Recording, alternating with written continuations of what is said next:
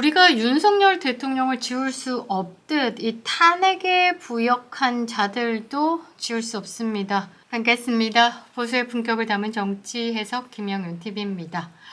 보수가 망하는 이유가 뭘까요? 저는 이렇게 생각합니다. 한동훈, 이준석, 유승민, 김무성 같은 인간들이 내부에서 총질을 해대고 그래서 분열을 만들고 그런 잔당들이 아직도 머물고 있다라는 것. 대표적인 게 김예지가 아닐까 합니다. 김예지는 비례 2번을 받고 특혜란 특혜는 다 받고 당론을 따르지 않은 배신자라고 낙인 찍힌 사람입니다. 유승민계로 시작이 되었죠.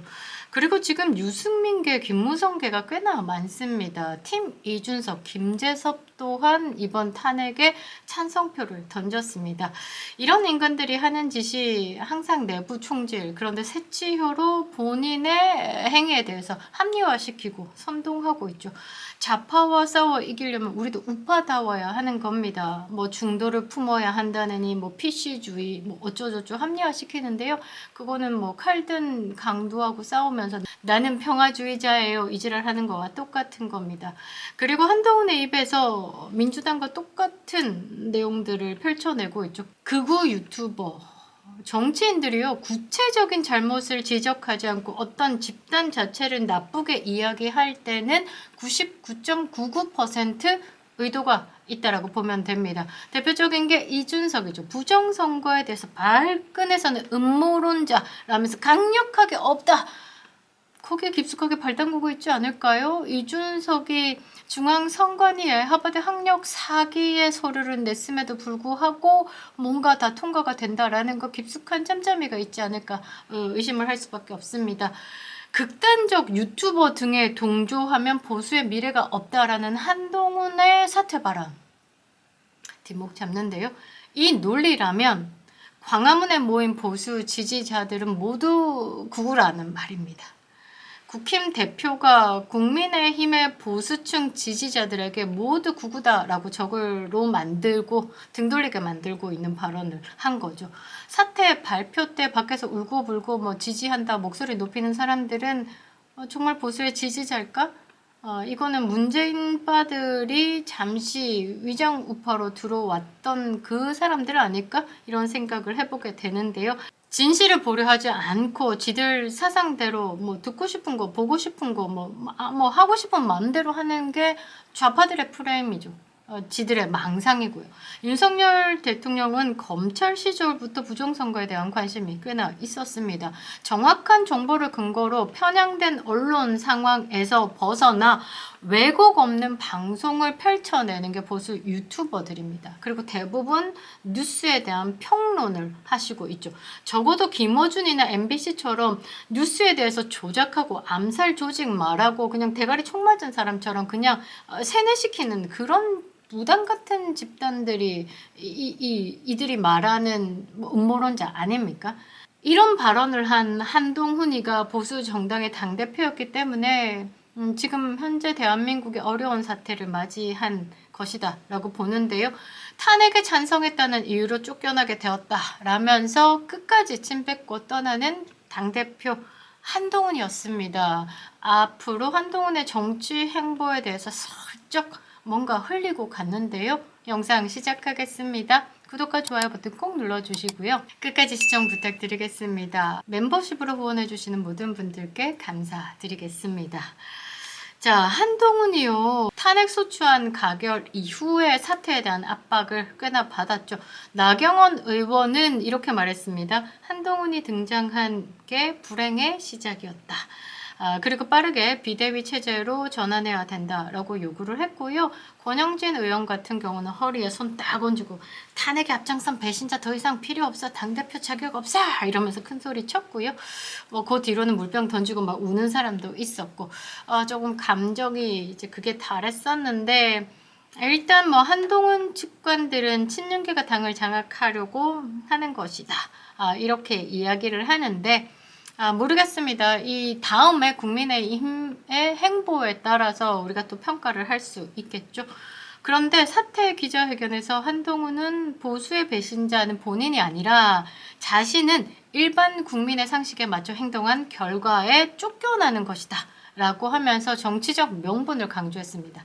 그러니까 다시 돌아오겠다라는 것으로 살짝 던진 것이다. 분석할 수 있는데 일반 국민의 상식에 맞춰 보수 유권자들 그리고 국민의힘을 지지하는 국민들의 63%가 윤석열 대통령의 계엄에 대해서 정당했다라고 판단한다 했죠.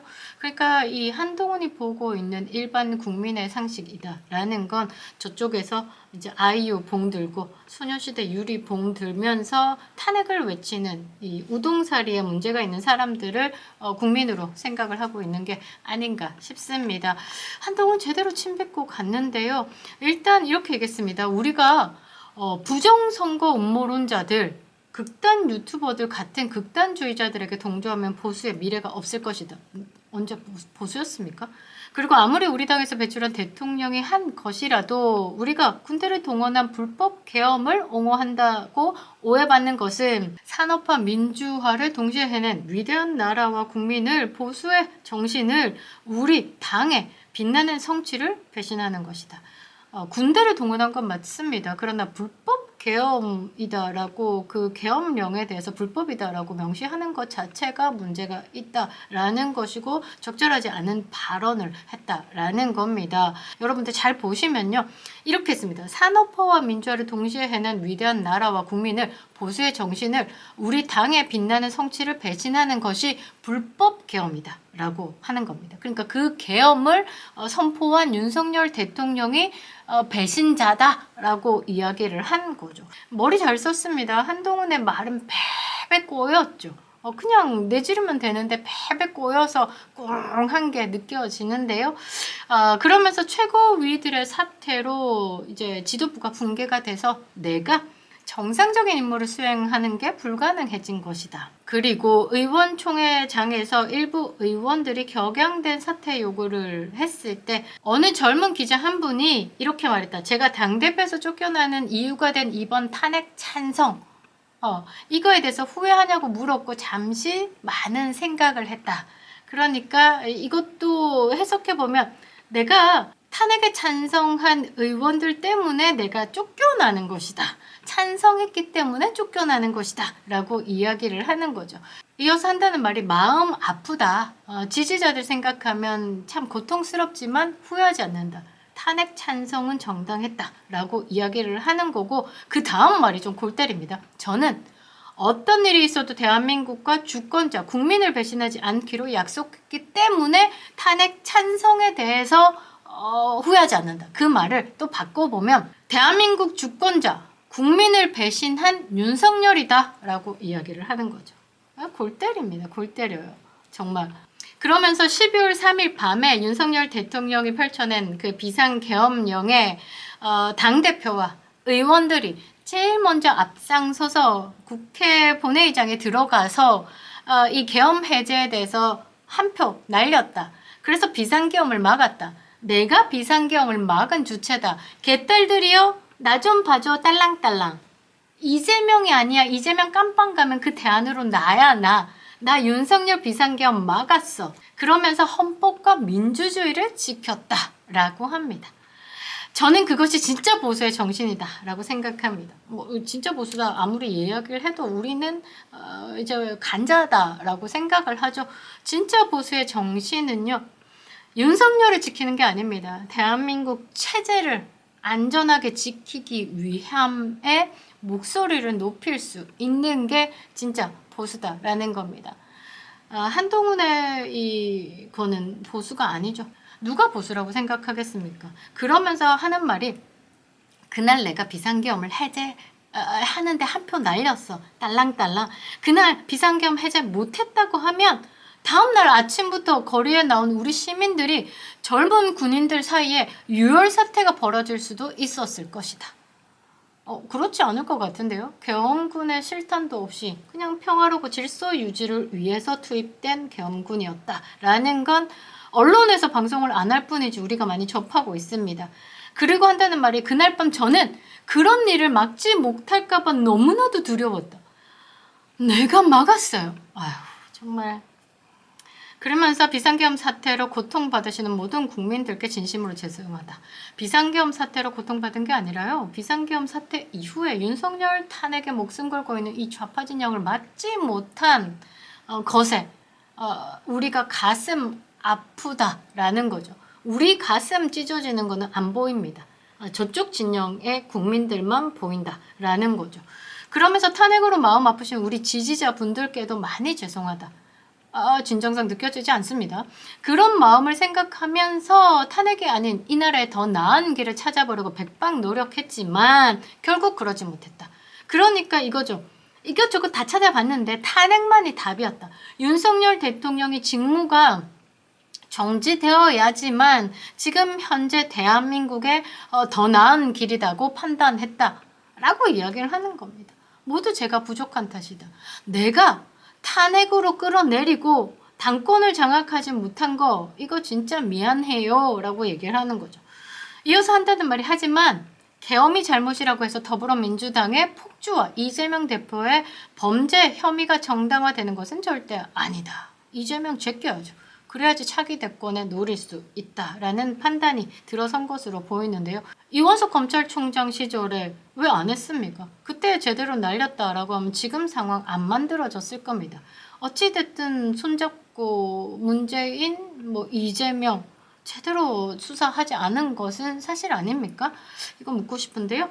그러면서 이재명 대표 재판의 타이머는 멈추지 않고 가고 있다. 얼마 남지 않았다라고 강조했습니다. 결국은 그거예요. 본인에게 드리워져 있는 의혹들이 많습니다. 야, 지금 말씀처럼 이재명, 조국, 문재인 깜빵 안 보내려고 생쇼한 게 니네들이지. 윤석열 대통령 탄핵에 앞장선 게 너잖아. 너 중공 세력이냐? 너 민주당이 이중대냐? 이 부분에 대해서 선을 긋은 겁니다. 이재명 나오고 상관없어. 이재명 깜빵 갈 사람 맞아요. 그런데 윤석열 탄핵도 맞아요. 내가 다음에 대안이에요 라고 얘기하면서 이제 정치의 어떤 방식으로도 나오기 위해서 이제 판을 깔아놓은 거다라고 볼 수밖에 없죠.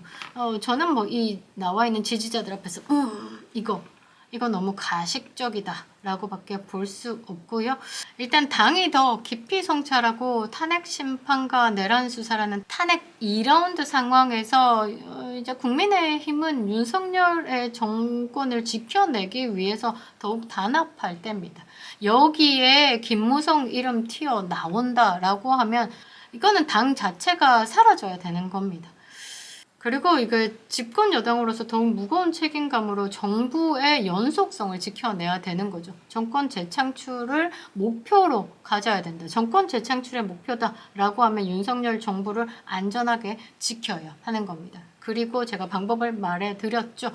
이재명의 사법 리스크 부각도 필요하지만 윤석열 대통령에게 수사의 칼날을 잔인하게 들이우고 있는 이 검찰의 행태에 대해서 비판의 목소리를 높여야 한다는 거죠. 우리가 윤석열 대통령을 지울 수 없듯 이 탄핵에 부역한 자들도 지울 수 없습니다. 보수 정당은 보수다워야 하는 것이죠.